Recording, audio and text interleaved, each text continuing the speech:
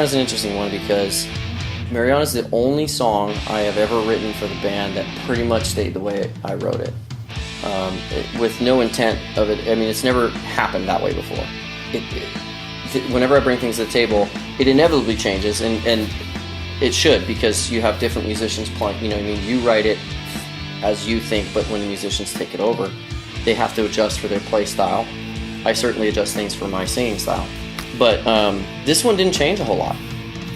You know, there's been some color things here and there that, you know, have changed, but really, I mean, the song is arranged pretty much the same.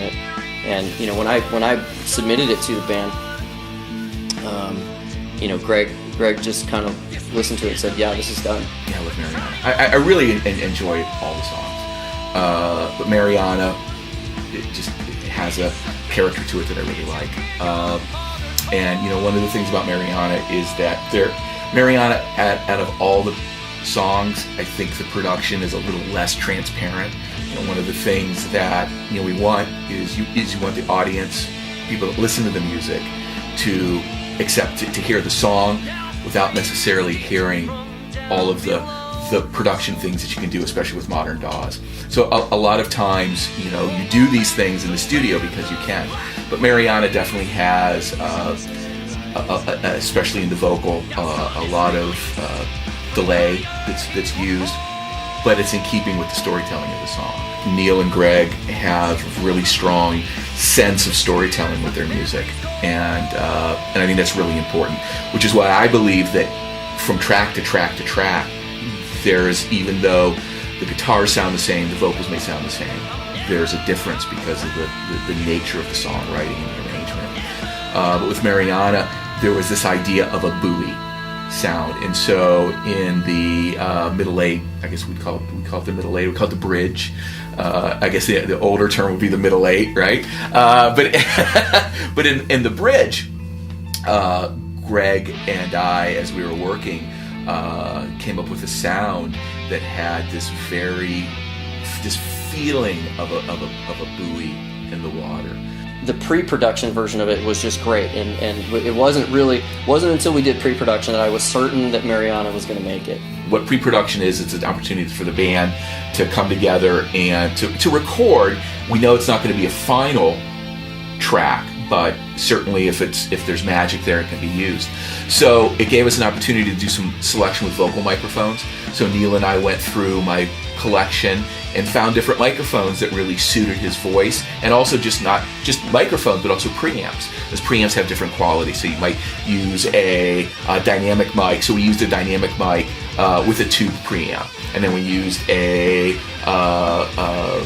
solid state mic with a solid state preamp condenser. So there's those kinds of pairings, and we tried to create a vocal sound in pre-production through that experimentation that we took into every song. I have a nice expensive tube microphone, and so you put that up and you see that it's just not appropriate for the style.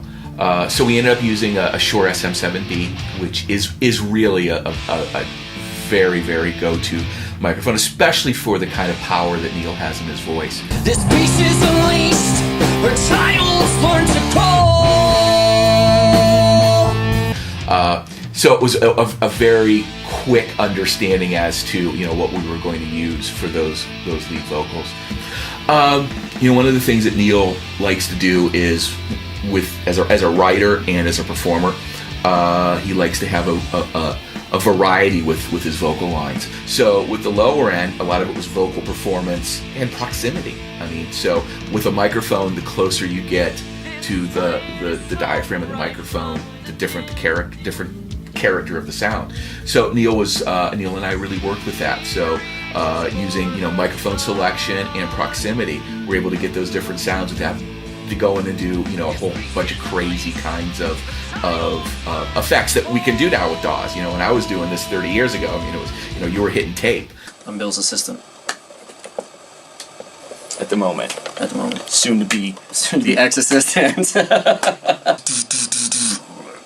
How's it going? I was so bad at it, he actually brought somebody else in to work with us the last couple times. No, yes, he brought them. Whether or not it's because I'm so bad at this, I don't know. I wasn't sure the song was actually going to take, because it's a little ballady. It relies on singing a little bit more. It has some elements of some kind of more bluesy stuff underneath in the back end of it, and so it's just kind of I wasn't sure how it was going to play, but they really liked it. This song, particularly Mariana, maybe more than any others on the record, hits a real personal nerve for us because of certain things that have happened. Some of it's not mine, so I don't want to get into all of it, but just as far as my end, there were things in that I was writing about. I use this kind of like underwater monster type metaphor, but what the song is really about is something different, and that was something I was dealing with, and I've been kind of dealing with for a while, and it just was trying to find a way to express it,